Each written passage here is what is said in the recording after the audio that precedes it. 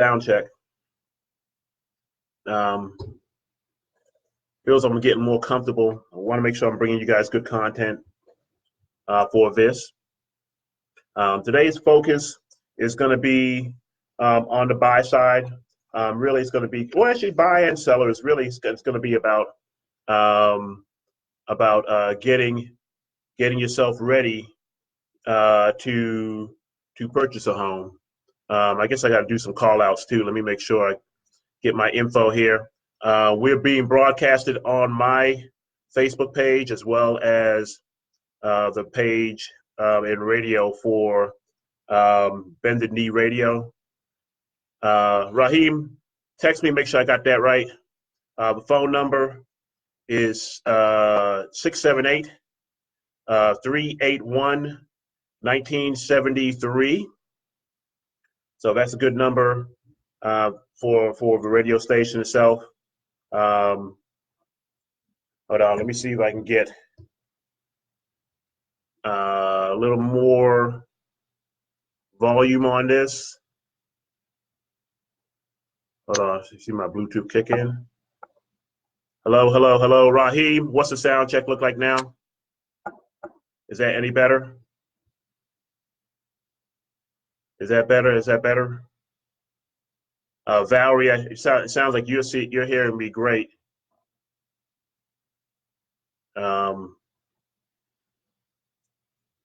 Interesting. All right. But yeah, the call-in number is 678 381 1973. You can reach me. Don't call me during the show. I'm gonna make sure I turn my put my privacy on my phone here. But if you have any questions about real estate, I would love to help you with them. My number is 678 948 5502. I'm writing it down and made a mistake. Yeah. 678. I don't know how that shows up. 678 948 5502. I'm actually broadcasting both on my laptop, on my Facebook page, James Peters Keller Williams agent, and on my personal page. So my producer says it's sounding low. One of my clients says it's sounding good, and she's like 20 feet in the air. I guess I shouldn't tell on her. So it's 6 o'clock. We're about to go live. I'm gonna do one thing real quick, people, and then we'll jump in. Just gonna make sure I put on do not disturb, or otherwise, see if I can do it. Maybe not.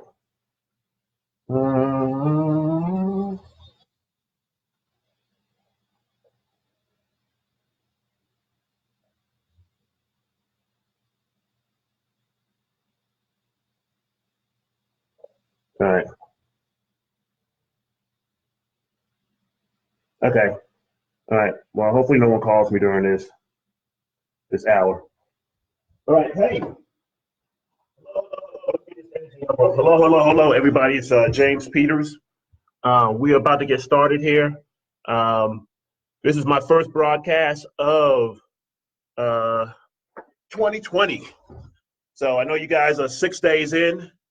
A lot of folks have just gone back to work today. Well, you know, I'm sure us real estate professionals out there, and we've been working. We worked on day one. Well, a lot of us did. I did anyway. Worked on day one, just trying to make sure we take care of our clients. Sound is gone now. Okay. Hello, hello, hello. Hello, hello, hello. Oops. Something went wrong during the broadcast. Okay. I'm going to repeat this up.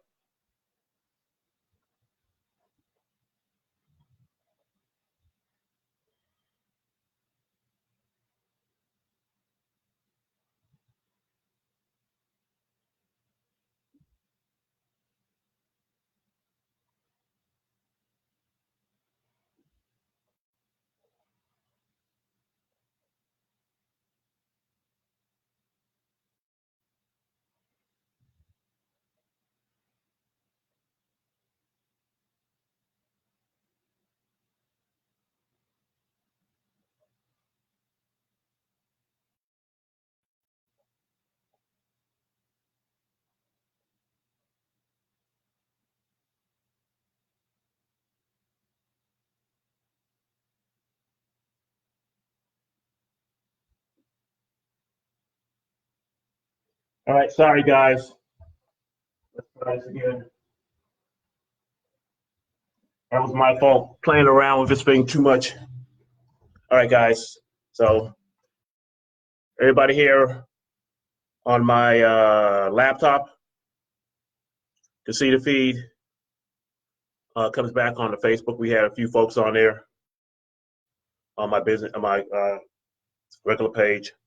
All right. Hey, so sorry about that. First day of 2020. This is James Peters with the Real Estate Hour by James Peters. Call in number for me. You don't have to call me now. I mean, call me later if you want to reach me. You can reach me at 678-948-5502. Okay, I think that the feed's back good. All right, hopefully this is loud enough. Raheem, hopefully you can catch up with me. I'm sorry about the disturbance. We're going to work on a better solution as we go on. All right, 6:04. All right, so what I wanted to cover, I wanted to start this off with, wishing everybody a happy new year. This is my first podcast of 2020. So happy new year. This is day 6. All right, and I mean, really, you start off the new year, you start thinking about your goals, what you're trying to accomplish, and how you're going to do it. And what I wanted to share with folks that are in the buying process or that want to buy a home, that have always wanted to either upgrade on a house. I see a couple of my clients joining in. Now it is super low. Ugh. All right. Raheem, can you switch to my business page? I'm on my laptop on there. I don't know if that'll help.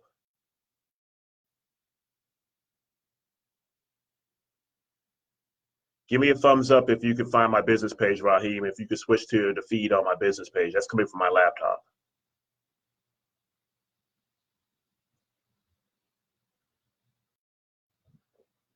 Okay, I think everybody else can hear me fine. I know for the radio portion of this, I think I was having some problems hearing me. All right, I got to fix that problem. Without me sweating like a pig on the radio. Okay, I mean on on the broadcast. All right. So yeah, I wanted to go back into talking about working for your goals, working on your goals for 2020. Yeah, I know it's Radio Raheem, ha ha ha, but yeah, it is Radio Raheem is my producer, right? So yeah, I find that funny too. But anyway, start working on your goals. So what obviously everybody sets goals, whether it's health goals, working on their hobbies. I want to get better at, me, I want to get better at playing golf. In addition to that, I love to travel. So, all right, yeah, I love to travel, and there's some places I want to see. So I put them down. I wrote down some things on my calendar in terms of where I want to go. I got different groups I travel with. I got a golf group. We're going to Jamaica in May. I got my buddies from Howard. We're definitely going to take a trip somewhere. And so you start to lay out that goal, that plan on how you're going to achieve everything, how you're going to pay for everything, right? Savings goals, investment goals, where you want to put your money, where you want to get your money to help work for you, all right? And real estate should be something that should be included in there as something you're going to work on. I got a napkin here. It is just hot in this office today. All right, so that should be something that you should work on. And those that are renting today, that is where you should reach out to a real estate professional like myself, or reach out to a mortgage professional, and really start to get an understanding of kind of where you are and what steps you need to take to achieve your goals, right? And this is both for buyers and sellers. All right, you want to sell your house, you're looking to upgrade, you want to, you bought your starter house 5 years ago, 10 years ago, or if you've overgrown it, or maybe you're trying to downsize. I mean, a couple things you need to still understand kind of the process, learn the process, but also prepare yourself for your next step. Excuse me.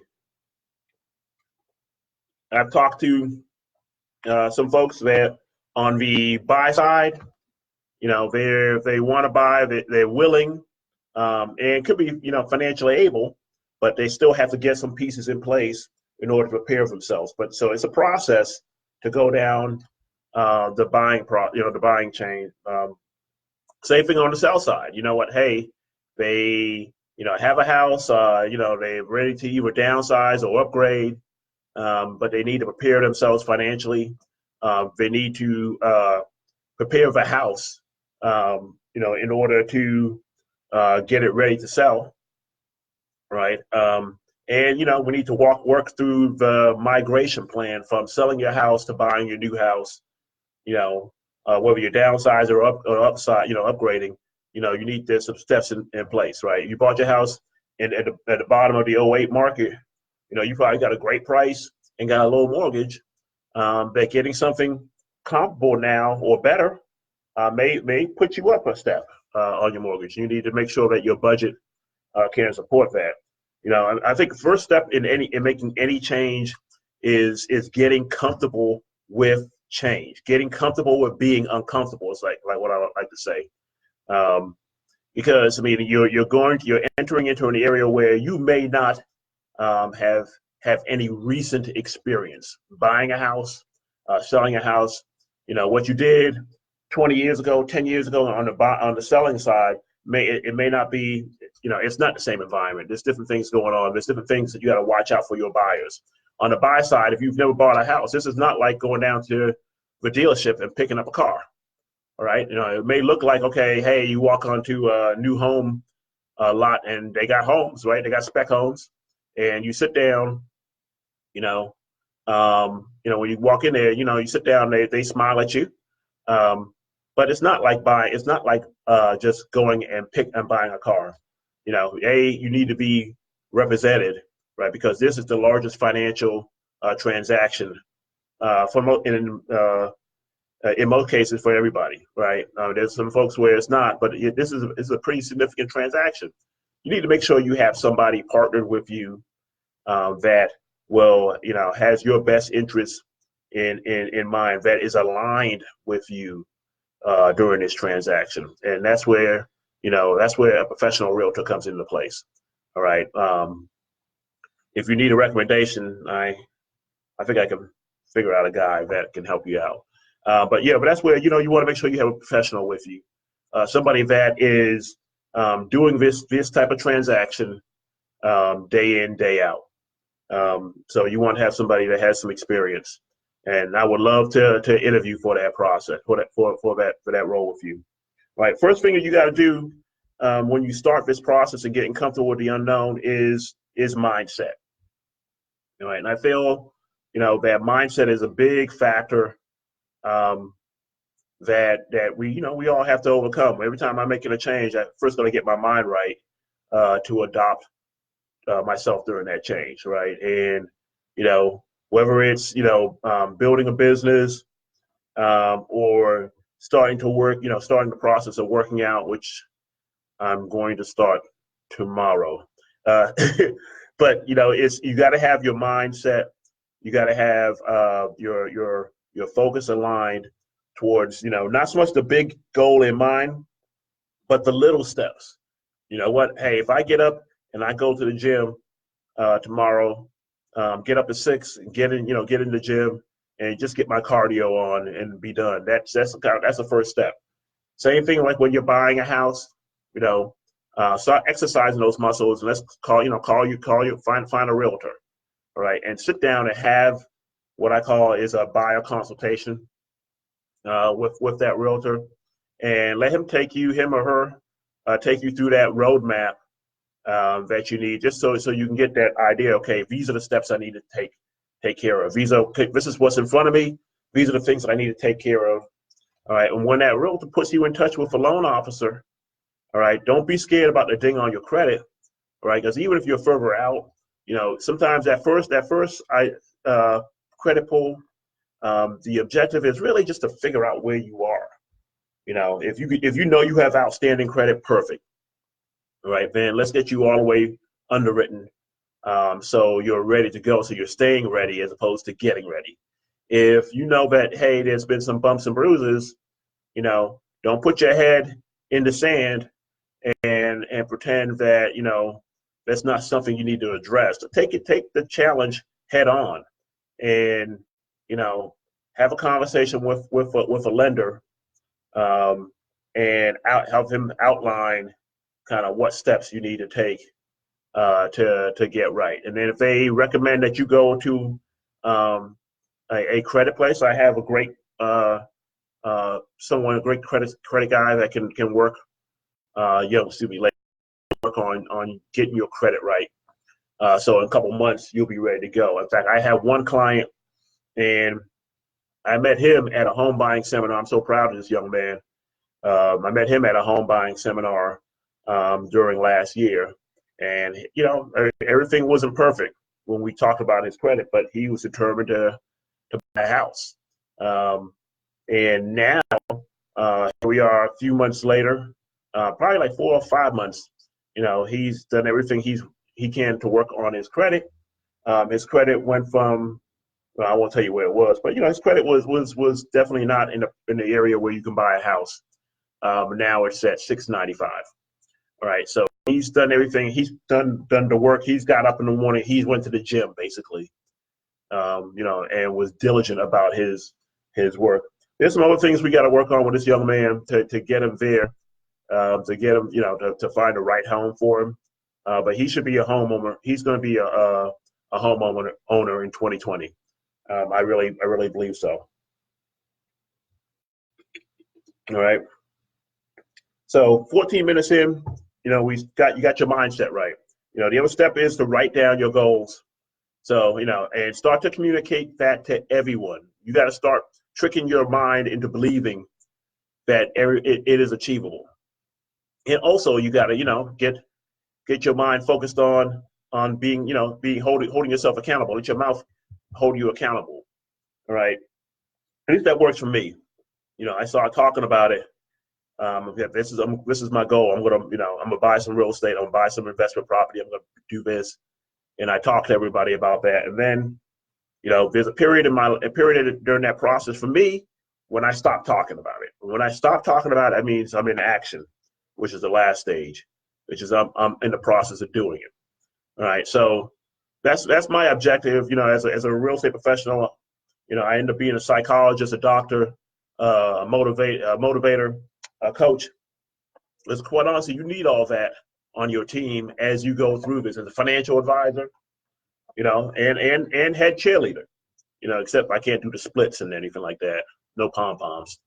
But, you need all that on your team in order to help you be successful. And there's a lot of folks out there that don't need that. I have had clients that, hey, they drove me because they knew exactly what they wanted. And, and we just went out and found, made it happen. One of my clients that I won't say any names, but yeah, we had an experience where she came into town and had goals to find that house and to close that house. And my objective there was to, give her all the tools she needed and prepare her. So in the short time frame that we needed to execute her contract, she was ready. And, we saw like, I think 20 some odd houses in a weekend for her, because she knew she was determined. I felt the energy. She fed off my energy, and we just went ahead and made that thing happen. All right. So one of my roles is, I'm not a salesperson. My role really is to be more of a consultant for my clients, both on the buy and sell side. It's really to sit down with them, consult with them, educate them about the home buying process, educate them about the environment, and how we can achieve that goal of getting them in a house. All right. So it really is kind of, giving you guys, as part of one of the things is educating you about kind of what type of market it is, right? Really right now we're in a seller's market, versus buyers versus sellers. There's always this fight for supply and demand going on in real estate. That's what drives up prices. That's what changes. That's what drives the market. Right, real estate tends to go up over time. But there's some ups and downs in that process. Never mind, I'm not going to do the wave. There's some ups and downs in that process. But the objective is, you buy real estate today over the long run as an investment vehicle that is going to continue to go up. But again, you have again this tug between the buyer side and the seller side. And right now, there are more buyers than there are sellers. All right, at least coming into the end of last year. We don't know how the summer is going to play.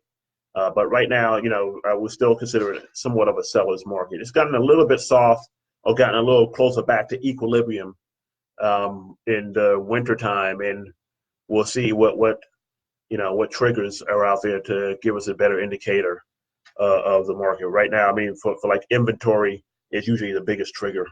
I think the normal inventory is about 2 to 3 months, but right now it's almost over 6. Excuse me. No, it's actually, yeah. No, the inventory is low. Sorry. Actually, let me go on to my next slide right here. Right. So the average list price or sales to list price ratio is about 99.2. All right. That means that if you're spending, if the home is about 228,000, chances are you'll get it for about 226, 197. All right. Inventory is down 36%. From this same time last year. So that's what's driving it. Inventory is down. When inventory is down, demand kicks up, demand goes up, prices go up. So, I mean, that's really the simple supply and demand, from a market condition / inventory, that when inventory is down, demand goes up, and when demand goes up, prices go up. All right. So, being that the market is a seller's market, what my buyers need to be armed with is being pre-approved, right? Being pre-approved, the benefit to you, and I can't stress this enough, and I know you hear this every time you talk to a real estate agent, like, hey, are you pre-approved? Quite honestly, I don't like to take clients out. I don't take clients out when they're not pre-approved, right? We're not seriously buying when we're not pre-approved. We're looking. Or we're looking for an area where we're just going to have a conversation. But, when we're ready to buy, I need you to be pre-approved and, financially have the money in the bank. And we have a game plan, whether we're using down payment assistance, whether we're using 100% loan, whatever financial vehicle that we're going to use, we want to make sure that we're armed with that. And I prefer my clients to be ran all the way through underwriting before we start looking. Because that arms you, the buyer, Mr. Buyer, Mrs. Buyer, with cash, all right? With that pre-approval, basically makes you a cash buyer, all right? And, we can present that to the seller and say, hey, my client is already through underwriting, all right? So we know this deal is not gonna fall. All right. The trend that we're seeing here in the marketplace is that, quite honestly, you'll have folks, get pre-qualified, they'll go under contract, and then you see deals falling out. Now sometimes it's due to the house, sometimes it's due to the financial state of that client. All right, maybe there was something that they did not disclose to the bank at the time, and now as they went through underwriting, it was uncovered. So be honest. Honesty is definitely the best policy, Mr. Buyer, Mrs. Buyer, as you guys go through this process. Let me know about your warts. Let me know about everything now. All right, this is definitely a no judgment zone. All right, we all have sinned and fall short of the glory of the financial gods, right? That's the truth. I mean, I know, that credit is not something that was taught to me at an early age, other than the general, you keep your word, right? But financially, that wasn't something that was necessarily taught in my household. Um, other than, okay, hey, you knew that if you paid something, I mean, you bought something on credit, you got to pay it back. All right. But when they slipped me those, I forget what bank it was, when they slipped me those credit cards freshman year, got me two credit cards, a MasterCard and a Visa for $500 each. And them wingtips and that suit, equal to 500. I was like, okay, let me get that so I can get on that interview and I'll get it. I'll pay it back later. They didn't tell you about the monthly payments you got to make. Well, they did, but I just saw, all I saw was $500, right? And took advantage of it. And then it was, years later, um, when you pull your credit and you're like, oh, there you go. They don't forget. They don't forget about that. So I mean, so you got to, everybody makes mistakes. That's a long story to say. Everybody makes mistakes. You know, don't beat yourself up about it. But let's position you for greatness down the road. Now I'm here. I'm going to be in this game today, tomorrow, next year, 2 years from there. And I'll reach out to everybody. Because when you're ready, I want to be there for you. I want to help you build that roadmap, build that plan to get you ready. All right. But if you're ready this year, not to go down a rabbit hole, but if you're ready this year, let's get you pre-approved. That way, that pre-approval acts as cash. It saves you money. It gives you leverage in a multiple offer situation, and it gives you confidence that we'll get the deal done. So, I mean, I know one of my friends who's a realtor that, by getting a pre-approval, her client was pre-approved, and you got a period where you can shop rates and you can get the best rates. So don't be scared to look again. And that's why, anybody any realtor, any lender I give you, I want to make sure they're, giving you the best rate, giving you a good deal. But, at the same time, shop it. Let's make sure you're comfortable about what you're getting. All right. So, touched on this briefly, but the benefits of being a buyer agency. And what buyer agency means is that you commit to a realtor, all right, have that realtor treat you as a client rather than a customer, all right. 100% of my clients choose buyer agency, 100%. And I don't treat anybody, I don't work with anybody acting as a customer, all right. And that's because they're going to get the benefit of my experience, the benefit of my feedback. I'm going to be acting on their behalf to make sure that the deal that they get is right. I have a fiduciary responsibility in that instance. My average list price is 98.3. Earlier, I told you 99.2 was the market. All right. So I work with my buyers, to see over 200 homes a month. I've set it up so you guys can, get instant notifications if you want, or daily notifications on what's available out there. And I give you details, about what's going on in the market as opposed to just a quick blurb, right? I'm not trying to get you off the phone. I'm gonna chat with you. I'm gonna make sure you're comfortable with where you are in the market. Make sure you're comfortable with your deal. All right. How do I get paid? Well, on the buy side, I get paid by the seller. All right. Sellers, that's the way the market is, that you have to pay both your agent as well as the buying agent in this process. All right. Yeah. So really, it's on the buy side. That's nothing coming out of your pocket, right? So you'll be able to, excuse me, you won't have to pay for my services. It gets paid on the sell side. All right. I won't go into for sale by owners, but if you're thinking about selling by yourself, give me a call. I can guarantee I'll net you more than selling it by yourself. I mean, that to me it's you're going into an environment where you know nothing about the market. You don't have any of the forms. you're not familiar with the things that happen in a transaction. All right. So doing sale by owner is nice in my mind. I mean, really, quite honestly, do you go to court and represent yourself? Well, I guess some people do, but um, hopefully you're catching this Facebook live feed from the comforts of your home and not from some institution because you represented yourself. Right. But really, I mean, for sale by owner, even you go to an attorney who right at the docs, they charge by the hour. Where again, we're real estate professionals. We're incented to get you the right price. Get you the right price for your home. And my objective is to get you the maximum amount.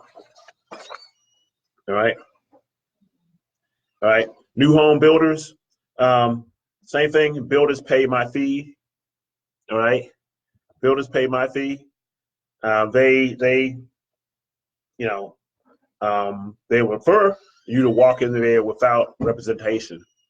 Um, I'm sure a couple of my new home builders will pop into my feed here. But really, I mean, the relationship really is, while you see that young lady or that young man or whoever behind the desk at that new home, and you walk through the model and you fall in love absolutely with what's going on there. Make sure that you are represented. Make sure that you have somebody on the table at the table who's going to look out for your best interest.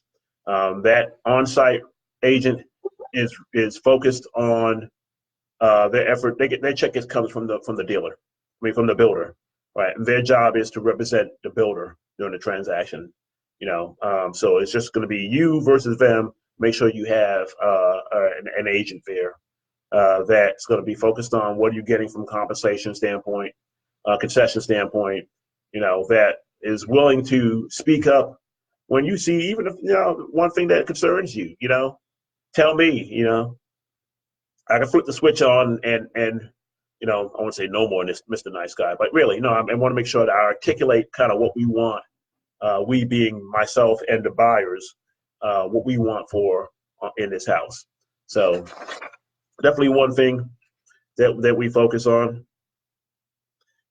Shopping for a home, quite honestly, the average buyer looks at probably about 5 homes when you go out there. Really, I would say that I've had some cases where we had to look, and again, in accelerated fashion, we looked at a lot of homes just because there was some uncertainty when you were making a move.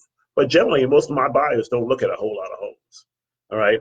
But it's important that we narrow down that list and that you give me the feedback that is applicable to what you want. All right. When you pick some homes, if you want a big backyard, take a good look at the pictures. Sometimes you may want to just go to Google Maps and Google that property, right?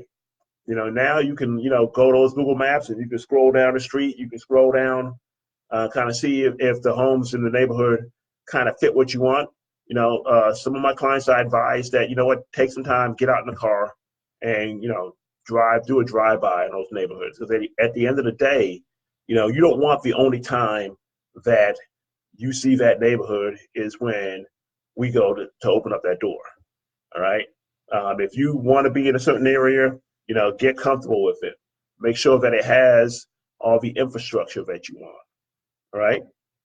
And again, don't do it. It's just like when you played sports. If you played sports, the ones that really showed out playing basketball, football, baseball, or anything, field hockey, are the ones that practice before they came to games or before they came to practice. Don't come to practice talking about, coach, I can pitch, and you never thrown a ball. You better, so get out there, drive around, take a look at the neighborhood. All right. That way it's going to narrow down the time it takes for us to make a decision. All right. And it also helps eliminate some of the frustration and uncertainty that comes in during the process. Right. So get out there and do that. All right. The purchase contract process will move fast. All right. Most what I do is use a standard purchase agreement. All right. Let me digress for a little bit and add a little more color here.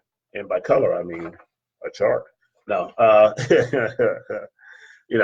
the process itself does move quickly. You guys, I really touched on, okay, you went from getting a real estate professional, getting pre-approved, you start the process of searching.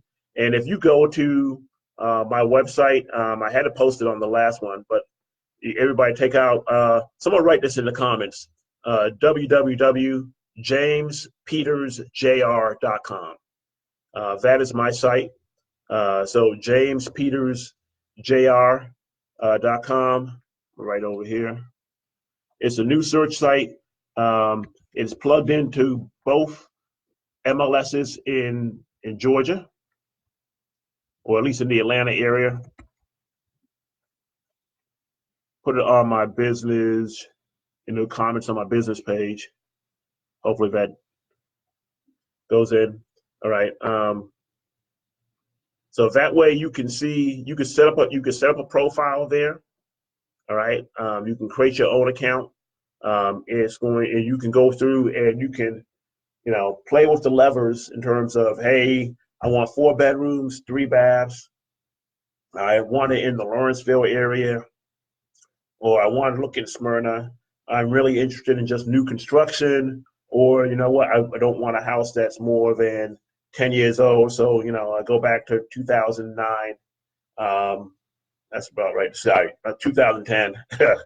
All right. I got to make that mental shift right here. 6 days into 2020. All right. But you can play with those features on my site. And that will help you, you set up, so we can set up a search so you get that daily. All right. Or if you just want it, twice a week, I don't want to spam you. All right. But figure out kind of that volume you want. That way you're seeing that information on a regular basis. So if you're 6 months out, you don't need it every day. But as you get into, if you're 2-3 months out, you want to see that information on a regular basis. And then that way you can indicate to me, hey, James, I want to see this house. This one is perfect. I did a drive-by around the neighborhoods, really like that area. I think that there's some great houses there. I love the schools for my kid. So that's definitely a factor. And, you make those help narrow down the decision for you. And then when we go and actually open up a door, hopefully at that point we're getting a feel for the style of homes that you're familiar with or that you like, whether you like a split level, whether you want a ranch with everything on the first level, whether you're looking for a bedroom on the main for mom or dad, and then a master up, or maybe you want a master on the main. Lots of different styles of homes that are available, and we can find the perfect one for you, or maybe we can find it in a new build. But I'm more than willing to help you with new builds, as well as existing homes. I think what I like about my job is really it doesn't feel like work, right? Because I like going into homes. Been doing that for a while because most of you guys may know I have a custom window treatment business in Texas. So I've been doing that for a while, but I'm just like checking out the different styles and matching people's taste to the best house for them. So that I enjoy that process. All right.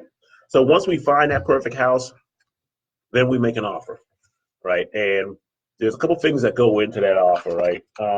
See if I have purchase and sales agreement. This is not the agreement itself. There's a lot of things that have changed in the 2020 agreement. But there's a couple things that a lot of things that go into the agreement other than the details of the home itself. It's how many days do you need for due diligence? And due diligence is that process where you say, hey, you know what? I got an inspector waiting on deck. That if you accept my offer, we're going to go in there and we usually have 1 to 10 days is kind of the most relaxed version. I have seen it being longer, which I thought in that case was pretty bad. I didn't agree with that. But you don't want hey, if the seller's taking that house off the market, you want to give him want him to give you a fair shot to take a look at it. But if the house turns out not to be for you, on the seller side, they want to be able to put that house back in the market. All right. If you're in a competitive situation, the objective is narrow that window, because they will say, okay, hey, let me give them a shot. If they were looking on you for 5 days or 7 days, so that way, if it doesn't work out, I can get this house right back on the market. All right. So what I do that. So if we're being really aggressive and we figure it's a multiple offer situation, I'll narrow that window. I mean, that's one thing that doesn't cost you anything more, but it makes your offer, it sweetens your offer a little bit. All right. All right. The other thing is the amount of earnest money you provide. Typically, in Georgia, we are looking for about 1%, 1% of the purchase price for your earnest money. It's different in new build situations versus existing homes, but in existing homes, generally it's about 1%. All right. So on 200,000, we're looking at about $2,000. All right. Now, in the cases where you don't have it, hey, let me know how much you got, whether it's 500 or 1,000, and I'll write that on the contract. But just be known, those are levers that we're pulling, and that particular lever at 1,000, well, maybe average, but at 500, it's below average, right? But if it's a competitive situation, I would say let's get closer to that 1% number. All right. That makes your offer stand out. The other lever is going to be how quickly you can close, right? If you're all the way through underwriting, like I suggested in the beginning, then you can close quicker than someone that is just at the starting point. Just gave them a verbal, hey, I make this amount of money, and they pulled your credit. They haven't really done a deep dive on you as a buyer, and you don't have as many options, because now my buyers that have gone all the way through underwriting, they're really buying with cash. All right, because the seller is not worried about that deal falling out for financial reasons.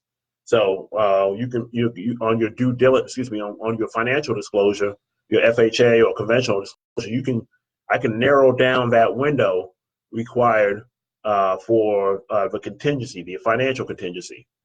All right, that makes that offer stronger. All right, because we know that that's not going to be the issue. Now the house may not appraise, so we'll keep the appraisal, a little bit longer. We got to find out from the title company from the bank, how quickly they can appraise that house. All right, but that's definitely one lever that you can adjust. So, all right, earnest money 2%. Inspecting your new home. All right. So, I recommend that on existing homes, basically the resale market, that you absolutely positively have that home inspected. Right, no doubt. New builds, it's 6 of one, half a dozen of the other. All right. On the one side, for existing homes, again, have a professional go through that house, have a professional identify what's could be a potential problem. But also keep in mind that, again, an existing home, there's gonna be some things that naturally happen. Haven't seen a house without some concrete issues outside. Some of those are natural. Some of the house, the concrete settling. If it was foundation issues, you would notice that in the house. There's almost like the penny. You could if you could put a marble down, if it rolls to one side, you probably got a little foundation issues. I actually purchased a house in Texas that had some foundation issues, and they had already addressed it with piers under the house. The company that did the foundation, they warranty their work, and it had not moved since they did it. And when I sold it, I just gave them the same document, and it had not moved since I sold, at that point since I sold it. All right, so the foundation issues were addressed. I mean, it's nothing to be scared of. You just got to be cognizant of it. Same thing with water damage. That may happen with a hot water heater had busted. Let's make sure that that house doesn't have any mold hidden behind the walls, that they addressed it correctly. So have that problem. And a good home inspector will list all the major items that they see. All right. They tend to list the minor ones too. So don't get caught up in that. They have the sections usually labeled major, or things that they say, hey, these are what else we saw, because they have, from their perspective, they have to list everything they see. Otherwise, you may say, hey, you didn't tell me about this outlet that's not working, right? So so they're definitely going to list everything they see. Home inspector, the price range between $300 and $500. The other phase is once we're under contract is you get past that 7 to 10 day due diligence process. Contract. You're really under contract, right? So the bank's going to send out someone to do the appraisal on the home, right? Generally, that runs between runs about $500, I think, here in Atlanta. So that seems to be the cost for most of them. All right, and that protects you, but it really protects the bank, right? The bank wants to make sure that house appraises for the purchase price. All right. The good news for you, Mr. Buyer, Mrs. Buyer, that if it doesn't appraise, you have an opportunity to step back, right? You have an opportunity to present back to the seller that, hey, you know what? I know you guys were ambitious and you wanted to sell this thing for $250. Unfortunately, it appraised for $245. And the seller has to make a decision on, okay, well, do we keep on with this contract? If the loan is FHA, some of that, that appraisal sticks with a house for 6 months. If it's conventional, maybe I want to go see another buyer if I had a long list of buyers lined up, right? 9 times out of 10, they'll make the concession and move down to the 5K, because quite honestly, sometimes it's not worth it when you think about the time value of money, all right? So they'll make the concession. And Mr. Buyer, you now got the house that you liked at $250, you love it at $245, and the inverse is happens as well. But the only difference is you may get it if the house appraised for $255. Now you really love it at $255, and you love it for the fact that you still pay the $250.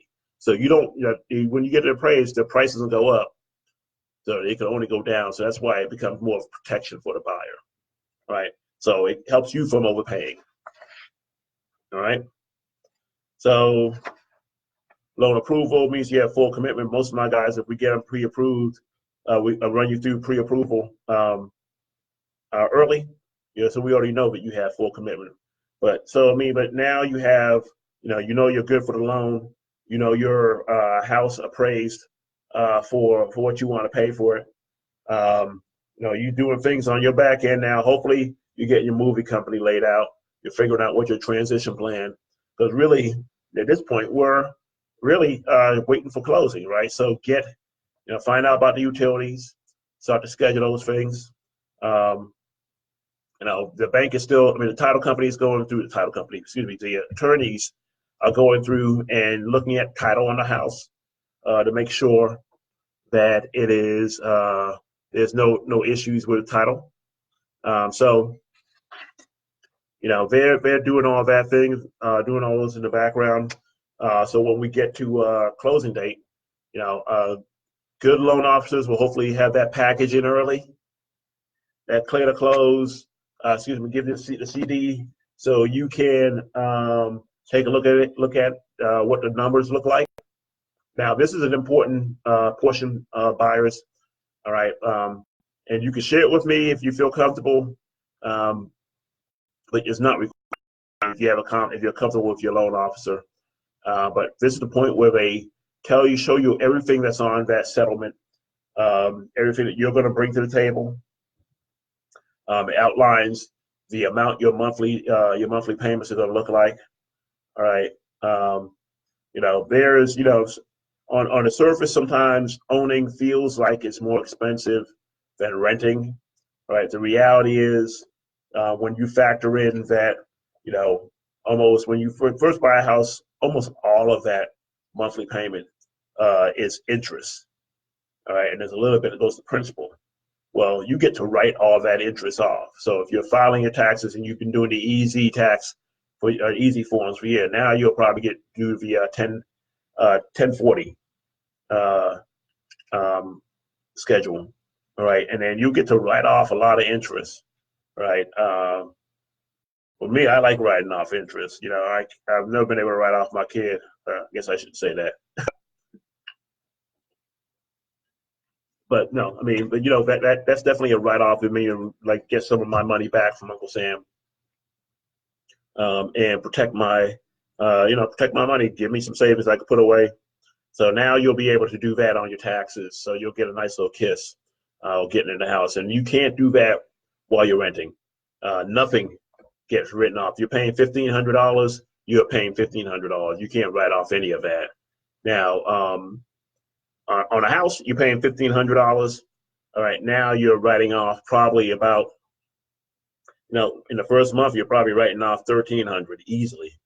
All right, that's going to go right now. It's not going to be $1,300 back in your pocket. It's going to be based off your tax rate and then how much you've paid in taxes. But you get an opportunity to claw back some of that money that Uncle Sam is supposed to get. All right, prepare yourself for closing. All right, so you take a look at that CD, you sign that, you get 3 days before you can close.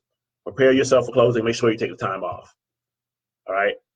I know a lot of folks that bought a house, they try to slide in there. Oh, I don't want to miss any work. Take the time off.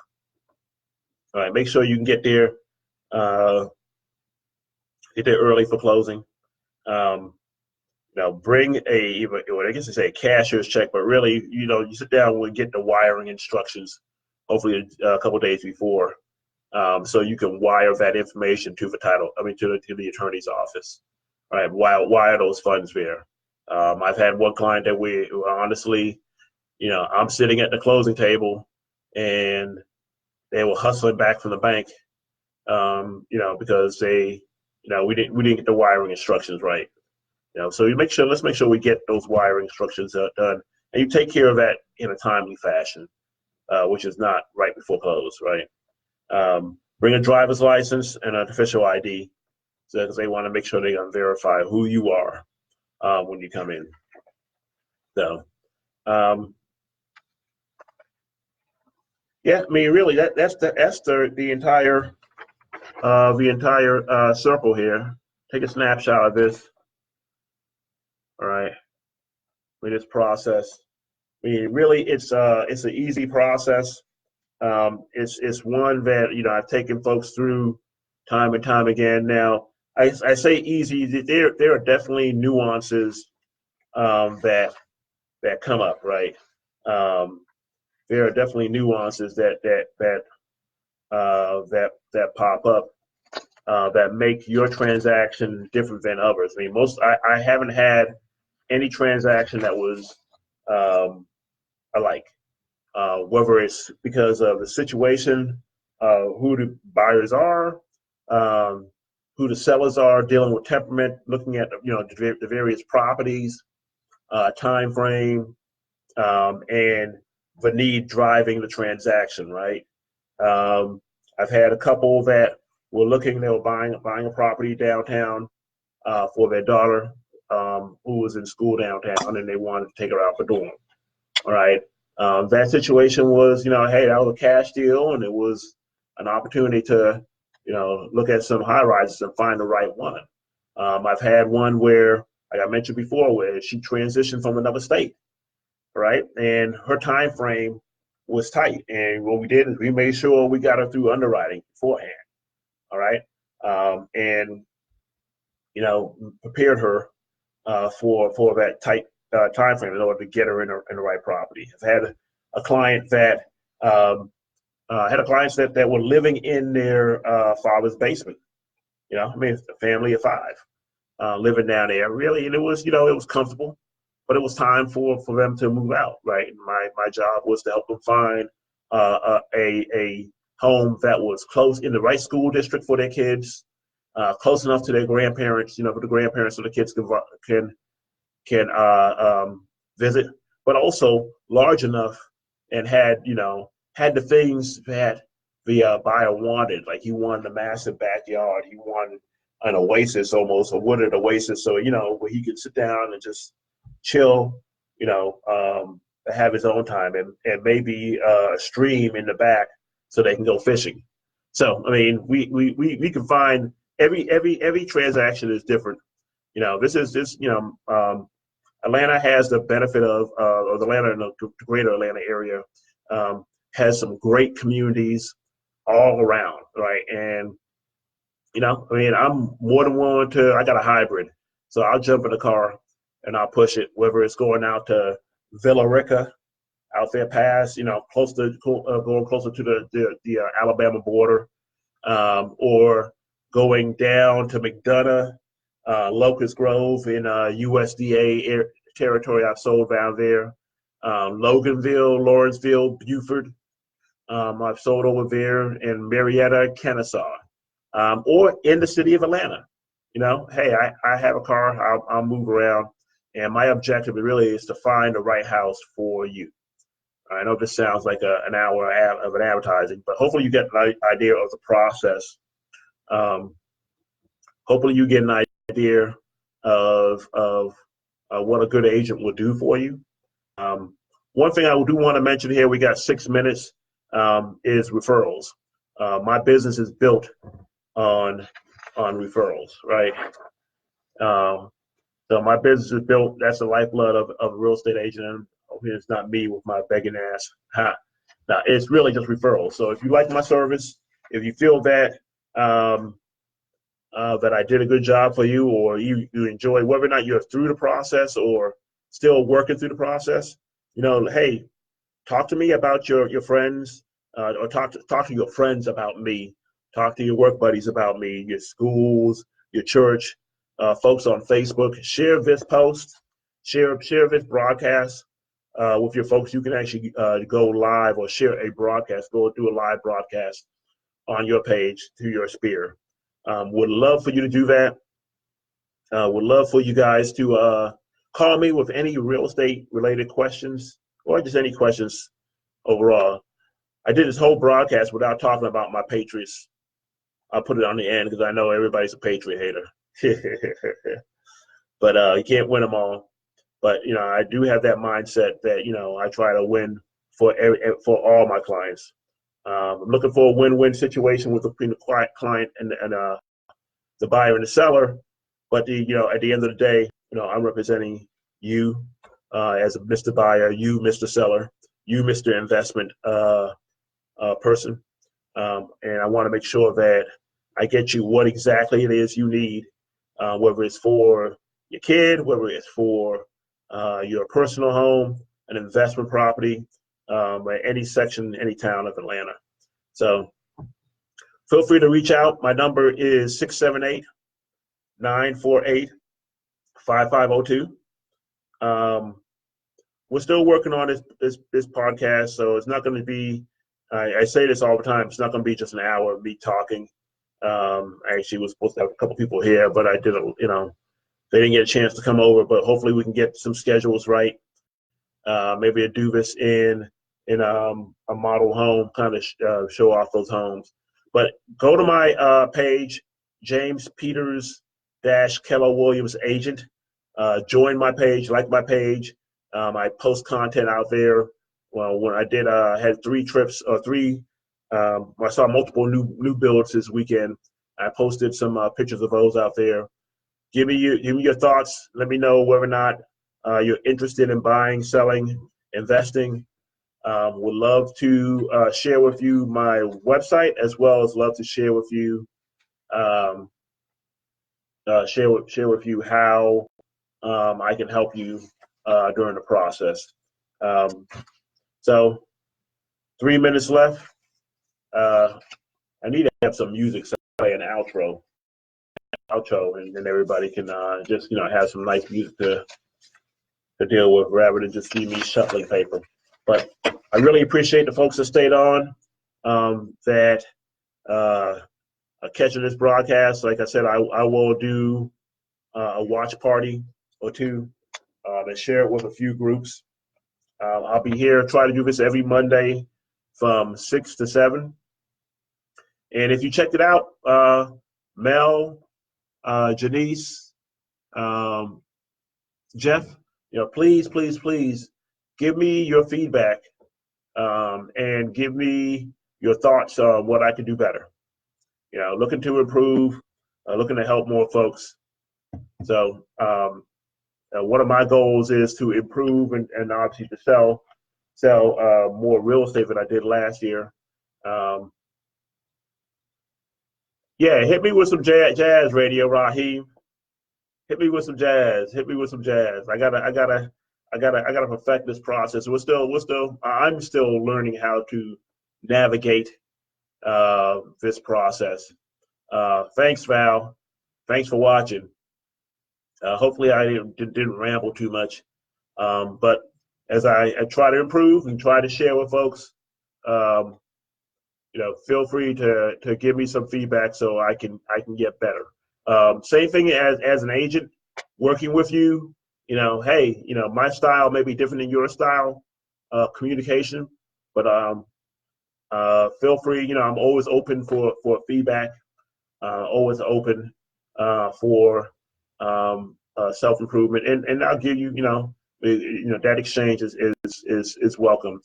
But definitely need your referrals. So if you know somebody, if you could think of two or three people that are in the market, please, please, please send them my way. All right, guys, take care. 7 o'clock, and I got other work to do. All right, take care. Bye.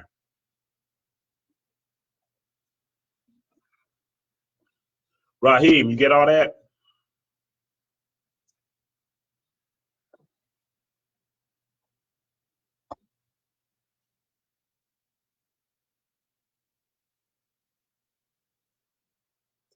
All right. Signing off on the business.